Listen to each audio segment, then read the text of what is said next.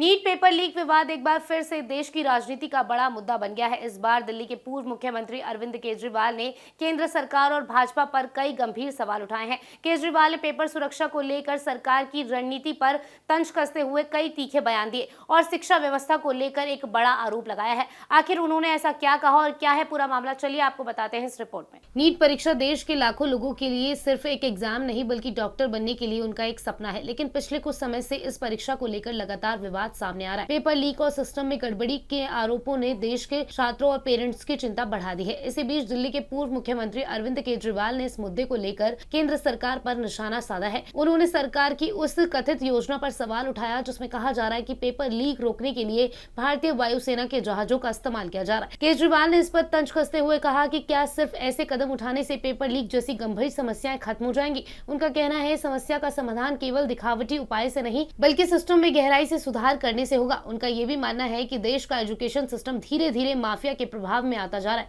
जहां पारदर्शिता और ईमानदारी पर सवाल उठ रहे हैं। केजरीवाल के अनुसार अगर व्यवस्था को सुधारना है तो सभी राजनीतिक दलों और संस्थाओं को मिलकर काम करना होगा, क्योंकि यह समस्या सिर्फ किसी व्यक्ति या सरकार की नहीं बल्कि पूरी देश की जनता की है। अगर कोई एक आम स्टूडेंट के नजरिए से देखे तो ये पूरा विवाद और गंभीर होता जा रहा है। ऐसे में अगर परीक्षा प्रक्रिया पर सवाल उठ रहे हैं तो स्टूडेंट्स का भरोसा और भी ज्यादा डगमगा जाएगा। पिछले कुछ वर्षों में पेपर लीक की घटनाओं ने कई राज्यों में बड़ा हंगामा खड़ा कर दिया है। कई जगहों पर जांच एजेंसियों ने कार्रवाई भी की है, गिरफ्तारियां भी की है, लेकिन इसके बावजूद छात्रों के मन में अभी भी ये डर है कि क्या परीक्षा वास्तव में निष्पक्ष रहेगी या फिर नहीं। ऐसे में केजरीवाल के इस बयान के बाद राजनीतिक माहौल काफी ज्यादा गर्मा गया है। जहां एक तरफ परीक्षा सुरक्षा को लेकर मजबूत करने की बात कही जा रही है तो वहीं दूसरी तरफ विपक्ष इसे केवल दिखावटी कदम बता रहा है। सरकार की तरफ से कहा जा रहा है कि परीक्षा को सुरक्षित बनाने के लिए आधुनिक तकनीक, सख्त निगरानी और नए सुरक्षा उपाय अपनाए जा रहे हैं। वहीं आलोचकों का कहना है कि सिर्फ तकनीक से नहीं बल्कि पूरे सिस्टम में सुधार की जरूरत है।